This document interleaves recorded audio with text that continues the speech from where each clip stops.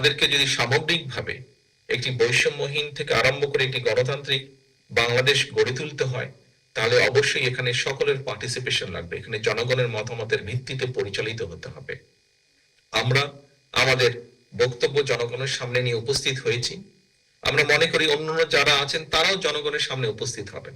জনগণই ডিসাইড করে নেবে জনগণ কাকে দায়িত্ব দিবে তাদের দেশ পরিচালনার।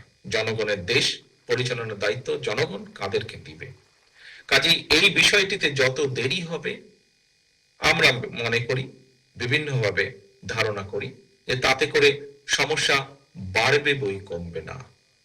একটি বিষয় অনেকেই আলোচনা করেছেন, একটি বিষয়ে অনেকেই বলছেন ইদানিং, যত দেরি হবে নির্বাচনের তত বেশি কিন্তু বিভিন্ন ষড়যন্ত্রের ডালপালা বাড়তে থাকবে। বিভিন্নভাবে সমাজের মধ্যে বিভিন্নভাবে কথাবার্তা, এখনই বিভিন্ন রকম কথাবার্তা আস্তে আস্তে ছড়াচ্ছে যে যারা পালিয়ে গিয়েছে এই দেশ থেকে, তারা এই দেশের মানুষের বিপুল পরিমাণ সম্পদ লুট করে নিয়ে গেছে। অবশ্যই তারা সেই সম্পদগুলি সেই ষড়যন্ত্রের পিছনে ব্যয় করবে।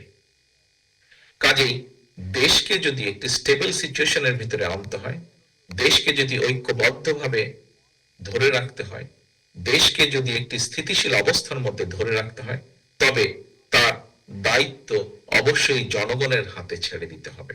আমরা সকল সময় মনে করি এই দেশের মূল মালিক বাংলাদেশের জনগণ। কাজেই বাংলাদেশের জনগণের সেই অধিকার আছে এই দেশ নিয়ে কি হবে না হবে সেই সিদ্ধান্ত নেবার একমাত্র ক্ষমতা বাংলাদেশের মানুষের।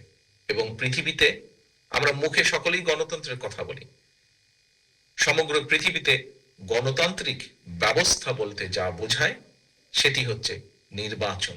নির্বাচনের মাধ্যমেই জনগণ তাদের মতামত ব্যক্ত করে থাকেন। সেটি আগেই বলেছি আমি, সেটি ইউনিয়ন পরিষদ হোক, সেটি জাতীয় পর্যায়ের হোক, নির্বাচনের মাধ্যমেই জনগণ তাদের মতামত প্রকাশ করে থাকে।